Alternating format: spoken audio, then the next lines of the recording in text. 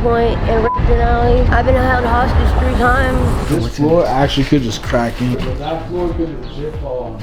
Okay. Hello folks, today we're looking into the drug epidemic that is absolutely horrific and just infiltrating cities all around America. All my veins have collapsed or they don't work. Today we're boots on the ground in Baltimore where we're surrounded by dirty mattresses, needles, human feces, and just human despair. Till you see a limp body whose life ends with a gun. We're here to give people stories and also explore how we can make this better. This is a massive problem in America, something that we need to look into, need to figure out how to change, and we're here firsthand to explore and give you the story. Today, folks, we're going boots on the ground in Baltimore, getting an inside look into the drug epidemic that's running its way through the city. We go into trap houses that are full of paraphernalia. We explore the drug called Trank, which is ripping apart the city. Turning people into what some are calling living zombies. We're aided by our friend Nick, who has dedicated his life to helping people become sober. Can refer you all over to the city and state. We're also joined by YouTube journalist and my friend Brandon Buckingham, known for covering stories like the Juggalos, O-Block, the Capitol 6th riots, and much, much more. This guy is one of YouTube's best journalists. So now we go boots on the ground with Brandon and Nick. This is the stuff that mainstream media won't show you, but we will. Viewer discretion is advised.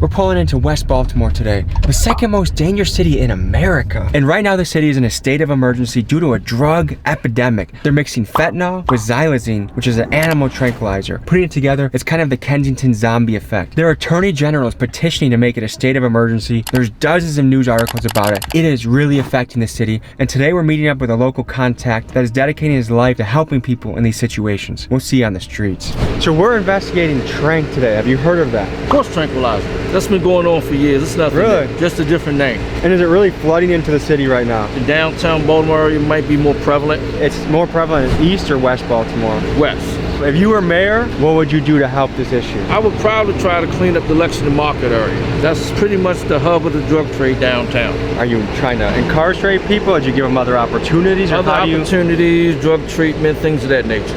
My name's Nicholas Johns. I'm an outreach specialist. What I do basically is street interventions in places like West Baltimore, Philadelphia. I go into the streets and approach people that are in active addiction or states of homelessness and offer them an immediate route to remedy where their life is at. What is the drug primarily that's ripping apart the city right now? It's fentanyl. You know, before it's fentanyl, it's heroin.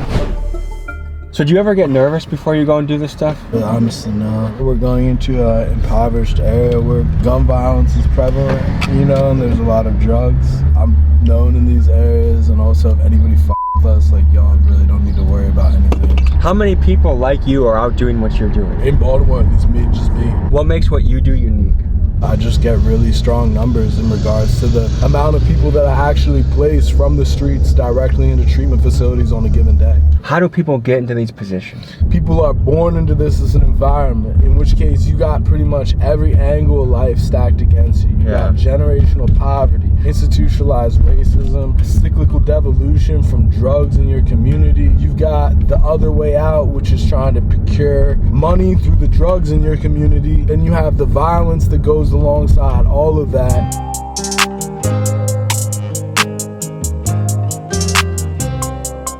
Where is this stuff coming from? Is it Mexico? Is it China? The analog for fentanyl is largely being produced within China and also Mexico. Xylazine is, you know, that's like a veterinarian drug used to sedate animals. The average citizen, you're seeing an abandoned building, but to someone who could be battling opioid addiction right now, they see a place for shelter, a place to use substances safely, and they actually will sleep and live in a lot of these buildings. So this is the first building we walked into, and already right away, needles. I imagine it's a spoon for heroin, or? Yeah, so that's like a cooker. Somebody would use that to cook up whatever substances they were injecting. That's actually the same thing. That's also a cooker. Needles right there. You got the cigarette butt, but then you got the needle end cap right there. Do people sleep in here? I doubt it. People definitely get down right here. Right there's another cooker. So we're at 3 cookers. This actually probably isn't even that frequent of a spot. Try and imagine living in an area where this is happening next to your house. house. You got dilapidation. It's infested with drugs and litter. And imagine being a kid growing up, seeing this every day when you walk to the bus to school, every day when you go to the corner store. What it might do to your psyche. I wanted to ask, coming into places like this, they kind of provide protection from police, right? A safe place to get high and not have to worry about the cops arresting you. Police in Baltimore really aren't preoccupied with people getting high unless it's people getting high in very like upper class areas. Otherwise, you know, they're worried about gunshots here. They're worried about murders here. That right there, that's for smoking crack. Should we play a game, what's in the suitcase? I'm guessing feces or a used condom. I'm guessing nothing, but it's a damn nice looking suitcase. Yeah. So let's see what we got. Okay. Oh. Advanced plastic sheeting. A rechargeable arcade card. I'll be honest, this is what I was in it for. I've got what I need. He's set, dude. I'm gonna go hit Dave & Buster's. Appreciate your time. Just one step outside of this abandoned building, I stepped directly on this needle, hidden in the brush, exposed needle.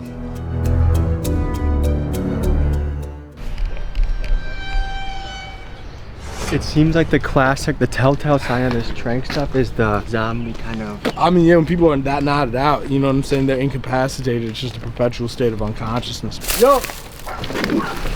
Syringe bags right there. We're just walking to an abandoned building after abandoned building, and they are just, it looks like a war happened here. I mean, don't get me wrong, America has so much beauty in it, some of the greatest wealth the world has ever seen. But on the flip side, some of the highest amount of human despair.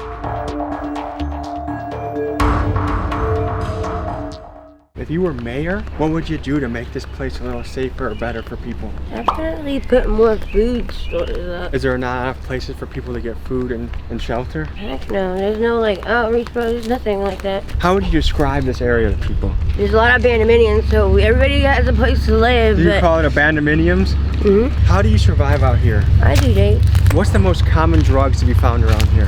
Heroin and crack. How'd you get to here? Everybody that ends up here gets stranded here. We came to cop, we got caught because it's like a fast life. So Yeah. and it's everybody gets stuck like this. So do you feel stuck right now? Almost. How much money do I need to find drugs around here? I don't know. It's if you can find them. I mean, not everybody's friendly.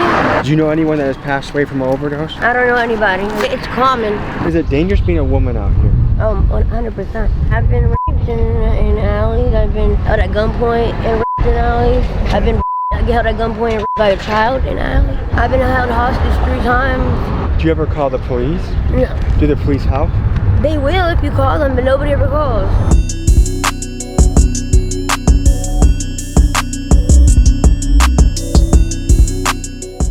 How did we get here? You know, the drug epidemic is one thing. That has started back in the 70s. It has progressed to what it is now. Now we have a lot of carjackings, crime, murders, and killings. In my early 20s, a lot of stuff that's going on now, I didn't have to deal with. It's now just me out here doing what I have to do to survive, and then you have a bunch of people with no opportunity. They're gonna do what they know how to do. What we are about to do is walk into the trap houses. There could be junkies, there could be needles, there could be who knows what around the corner. We're walking into these buildings and seeing what we find. People using it here, see all by the ground. Works. I'm sure we go upstairs. Like, Work just laying for the paraphernalia. Yeah.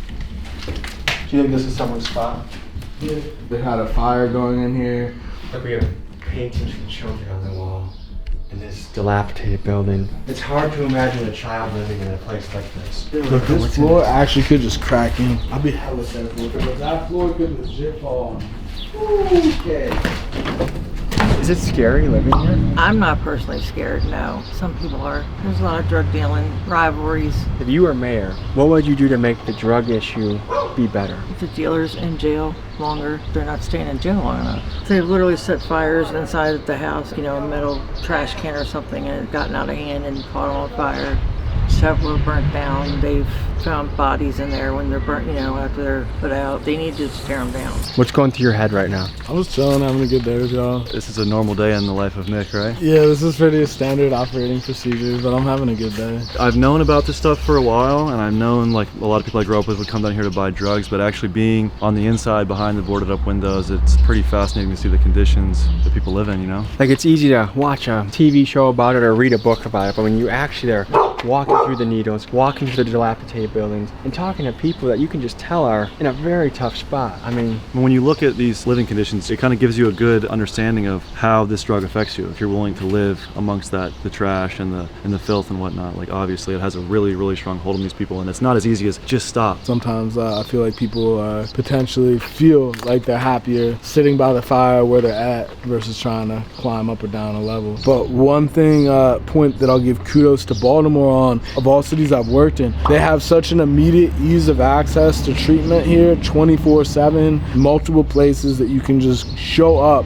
have no ID, have no insurance, and by the end of the day, you're gonna be enrolled in an inpatient treatment facility with a rent-free place to live, 6 to 9 months. You're gonna have full case management services. They help you get things like TDAP, food stamps, birth certificate, social security card, ID, job placement. So there definitely are organizations here that are ready and willing to help people build back their lives up from the chaos and the death that this is out here.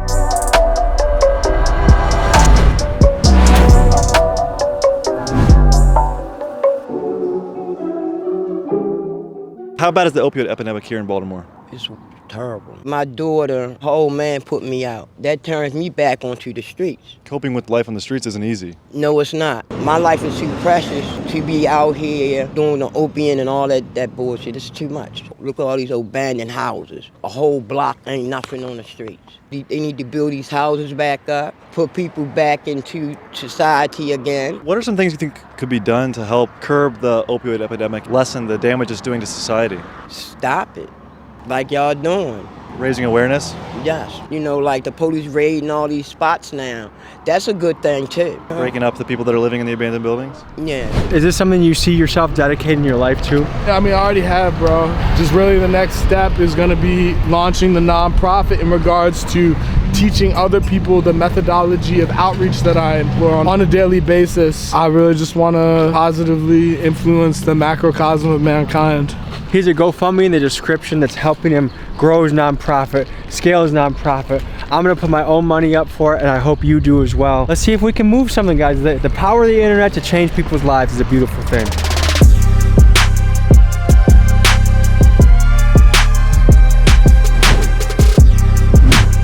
There's a huge drug issue. What is your commentary on that? The reason I came out here was because I'm an addict. I'm originally from Carroll County, so it was easier to obtain drugs at a cheaper price. I was in treatment. I was living out Frederick at a place called Solid Ground. I was actually 2 years clean. I relapsed, so I came out here with the expectation to continue using. How long ago was that you relapsed? This was exactly April last year. Damn, man. I shoot up, right? Yeah. The only place I can actually go is in my neck. All my veins basically have collapsed or they don't work.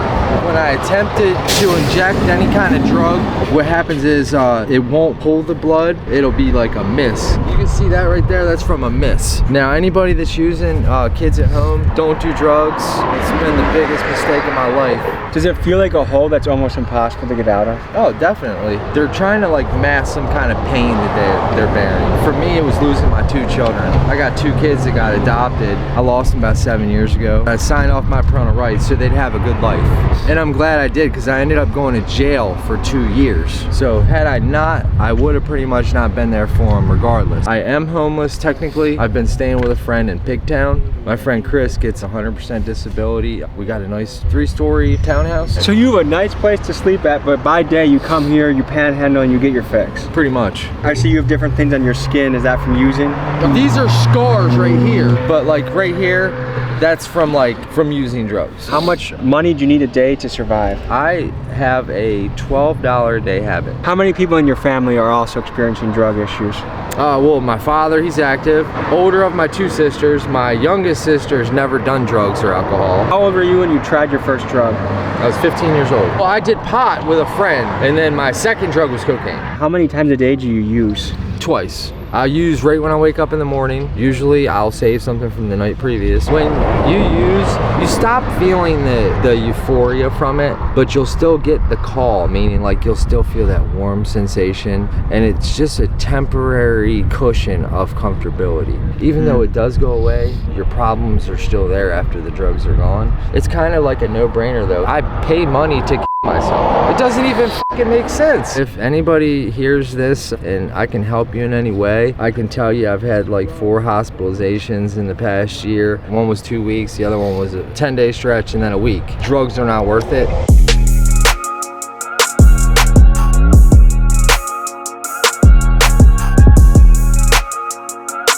We got some of your poetry here. Do you mind if I read some of it, or do you want to read it? Kind get stuck like elf on the shelf. Now you're a fiend shooting dope and killing on yourself. Your brain starts to change and soon starts to corrode. Your age is still young while your body and soul feels old. There's too many of us struggling in these streets. The sickness out here is a crippling disease. The junkies out here, parents, kids, and friends, this vicious cycle we live never seems to end. That's powerful, man. What is it like living here? It's crazy. I was actually born in Germany. I was an army brat, so I've lived in like 7, 8 different states. My parents actually live on a golf course. After college, I kind of, did some stuff on my own, and me and my girlfriend wound up here. We've been here for like 2 years. We lived in like 5 different houses, and every house we seem to move in, the owners come and, end up kicking us out. But we actually found this really... Are you squatting here? Or? Yeah. And how hard is that to do around here? We actually talked to the person who owns this, and we keep it pretty clean. So he said as long as we continue to keep it clean and we're not causing any trouble with the neighbors, he doesn't mind, because of course if we move out, you don't know who the hell is going to move in. What are the houses like around here? You get what you see. They're run down. A lot of them, no water, no electricity. Bathrooms are terrible, but for the most part, we can shower, use water to eat, wash our hands and stuff. What do you make of all the drug abuse that's happening around us? There's a lot of different reasons why people get hooked on drugs. Most people like to think that, people are doing it just to cover something up or feel better about a past. Started out doing drugs just because I like to get high, I was a former athlete, partied a lot. And one thing led to another, and now I'm out here. It's crazy how it doesn't discriminate, though. I mean, I met a guy out here, he owns his own restaurant, but he gets high like I do. What's the drug of choice around here? Cocaine. It's gone from heroin to fentanyl to now the new things like xylazine, I think is how you pronounce it. That's the tranquilizer, right? I mean, it's like a horse tranquilizer. It doesn't look fun at all to do. I'm not gonna lie, I do it, but it's not something I'm hooked on. I did my dope. I went through my dope phase for a while. I went to rehab actually last year. What's your hope for the future? This is just a phase for me and my girl. We actually have plans to get out of here. I did pest control for 8 years, and I have 2 of my pesticide license, so I just need 1 more. I think you'd be booming in business around here. Absolutely. You're a poet too? I am. Did you grow up in Baltimore? No, I did not. I grew up on the Maryland-West Virginia state line. Like this interaction right here never happened. I couldn't go to the grocery store. I'd go grab a gallon of milk after sitting in the parking lot for like 30 minutes. Finally go in, grab some milk at the register. All I would say was like, thank you. I can't breathe. I'm sweating. Does drugs kind of give you the blanket to feel okay in the world? It does. I don't feel high when I do drugs. I feel what everyone considers to be normal. I've been doing this since I was 18. So a solid, almost 11 years. It's crazy to see what drug addiction does to people's lives. On one hand, you have a couple here writing poetry, loving each other, doing the best they can. On the other hand, they're living in extreme poverty, battling addiction every day, with their focus of life centered around the drugs. So folks, this is it. We went boots on the ground, face to face with the drug epidemic here in Baltimore. This is a problem that's only growing, and we need to figure out how to address it as a people. We've seen people that had careers that are now on the street. We had people that had kids and now are on the street. And so it can happen to so many of us. Thanks for joining me on this journey, and I'll see you next week.